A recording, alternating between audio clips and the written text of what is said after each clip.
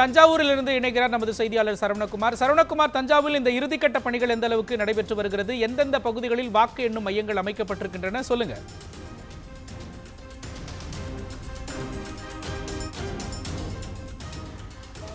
தஞ்சை மாவட்டத்தை பொறுத்தளவு மொத்தம் 8 சட்டமன்ற தொகுதிகள். இங்கு 2496 வாக்குச்சாவடிகள் இருக்கிறது. இதில் 84 வாக்குச்சாவடி என்பது பதட்டமானவை. அந்த பகுதிகளுக்கெல்லாம் துணை ராணுவம் காவல்துறையினர் என பாதுகாப்போடு இந்த தேர்தலானது மாலை 6 மணிக்கெல்லாம் முடிந்துவிட்டது.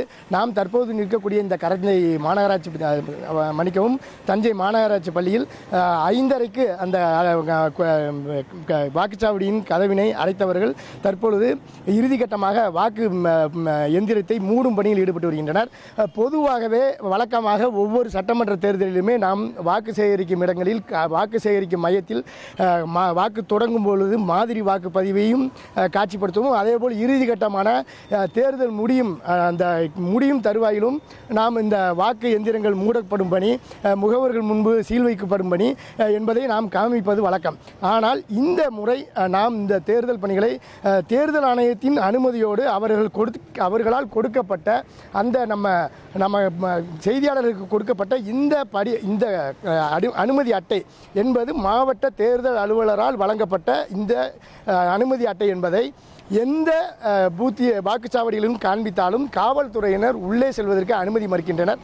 ஆனால் தஞ்சையை பொறுத்தளவு பல வாக்குச்சாவடிகளில் கட்சி முகவர்களை தாண்டி கட்சிக்காரர்கள் நிறைய பேர் ஒவ்வொரு வாக்குச்சாவடியிலும் போகக்கூடிய காட்சிகள் நாம் பார்த்தபோது தெரிய வந்தது.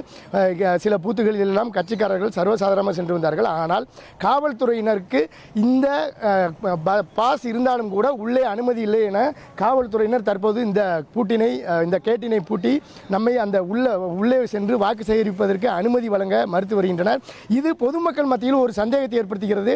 காவல்துறையினர் உள்ளே கட்சிக்காரர்களை வைத்துக் கொண்டோ அல்லது இந்த வாக்கு எண்ணும் மையத்தில் வாக்கு எந்திரத்தினை மூடும் பணியின் நேரத்தில் பத்திரிகையாளர்களை உள்ளே அனுமதிக்காதது பொதுமக்கள் மத்தியில் ஒரு சில அச்சத்தை ஏற்படுத்தியிருக்கிறது.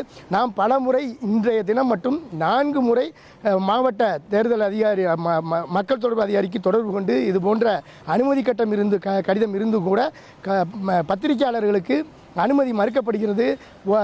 மாவட்ட தேர்தல் அலுவலர்கள் மூலமாக ஒரு சரியான உத்தரவு அவர்களுக்கு பிறப்பிக்கப்படுவதில்லை. இந்த அனுமதி அட்டை என்பது எங்கள் பத்திரிகையாளருக்கு வழங்கிவிட்டு காவல்துறையினருக்கு வேறு விதமான அறிவுரைகள் வழங்கப்படுகிறது. இதனால் நாம் இறுதிக்கட்ட பிரச்சாரத்தை பொதுவாகவே இந்த இறுதிக்கட்டத்தில் அந்த வாக்குப்பதிவு என்பது தஞ்சையில் 80% நெருங்கியிருந்தாலும் கூட நமக்கு அந்த வாக்கு எண்ணும் மையத்தில் வாக்கு செலுத்தும் மையத்தில் உள்ளே அனுமதி மறுத்து காவல்துறையினர் தற்பொழுது நம்மை விட அனுமதி மறுத்து வருகின்றனர். சார், இப்போ எதுக்கு சார் இப்போ ஏன் இல்லை இந்த பாஸ் இருந்து ஏன் நீங்கள் மறைக்கிறீங்கன்றதை மட்டும் சொல்லுங்கள். இல்லை சார், இங்கே அனுமதி அட்டை கொடுத்துருக்காங்க, ஏன் மறைக்கிறீங்க? இல்லை சார், ஒவ்வொரு தடவை இல்லை யார் சொல்லியிருக்காங்க சார் ரிட்டர்னிங் ஆஃபீஸர்கிட்ட கேளுங்க. ஆனால் மாவட்ட தேர்தல் அலுவலர் கையெழுத்து போட்டுக்கிறாங்க. இந்த கடிதம் என்பது ஒவ்வொரு முறையும் பத்திரிகையாளர்களை தேர்தல் அலுவலகத்தில் தேர்தல் வாக்கு எண்ணும் சார் இது வாக்கு சார் ஒரே ஒரு நிமிஷம் நான் சொல்லுங்க சார். இது வாக்கு எண்ணும் மையம் வாக்குச்சாவடி நடைபெறக்கூடிய இடத்துல போகக்கூடியது. எனக்கு 8 சட்டமன்ற தொகுதி போட்டு கொடுத்துருக்காங்க. இந்த 8 சட்டமன்ற தொகுதியில் வாக்கு சேகரிப்பில் நாங்கள் போய் வாக்கு நடக்கிற இடத்துல வாக்குப்பதிவு நடக்கிற இடத்துல நாங்கள் எடுப்போம். அது இல்லை சார், இதில் வேலிடிட்டி இன்னைக்கு ஒரு நாள் பூரா இருக்கு. கிடையாது சார், வாக்கு இயந்திரம் மூடப்பட்டது. நீங்கள் எப்படி மூடுறீங்கிறது நாங்கள் பார்க்கணும்ல. நீங்கள் உள்ள வச்சு நடக்கிறீங்க. இப்போ வாக்குச்சாவடி மையத்தில் இந்த பேலட் மூடப்படுது, முகவர்கள் முன்னால் மூடப்படுது. அதுக்கு இடையில ஏதாவது நடந்துருச்சுன்றது கூட இப்போ மக்கள் சந்தேகப்படலாம்ல. இதை ஏன் இவ்வளவு மறைவா செய்றீங்க? இல்ல சார், நான் என்ன கேட்கறேன்னா தேர்தல் அலுவலர் கொடுத்துருக்காங்கல்ல சார், ஏன் சார் உள்ள அனுமதிக்கிறது? ஒவ்வொரு முறையுமே இந்த அனுமதி அட்டை என்பது மாவட்ட நிர்வாகத்தால், அதாவது தேர்தல் ஆணையத்தால் வழங்கப்படுவது மிகவும் பயன்படுத்த முடியாத நிலை தான் ஏற்படுகிறது. இந்த அனுமதி அட்டை என்பதை பத்திரிகையாளர்களுக்கு மாவட்ட தேர்தல் அலுவலகம் வழங்காமல் இருப்பதை சிறந்தது என தெரிகிறது.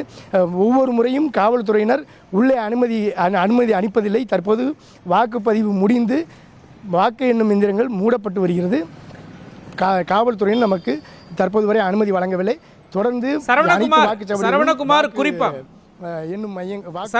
குறிப்பா இந்த 6 மணி அப்படிங்கிறது ரொம்ப முக்கியமான நேரம். அந்த வாக்குப்பதிவு முடிஞ்சு அந்த வாக்கு எந்திரங்களை பாதுகாப்பாக சீலிடப்பட்டு பெட்டிகளில் வச்சு வாக்கு எண்ணும் மையங்களுக்கு கொண்டு போய் சேர்ப்பது மிக முக்கியம். அதை கண்காணிப்பது, அதை ஒழுங்காக நடக்குதா அப்படின்னு பார்ப்பது ஊடகத்தினரோட கடமை.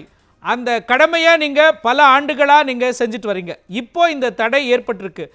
இதை நீங்கள் கடந்த வருடங்களில் தேர்தல் நடக்கும் பொழுது என்ன மாதிரியான நடைமுறை ஃபாலோ பண்ணப்படும்?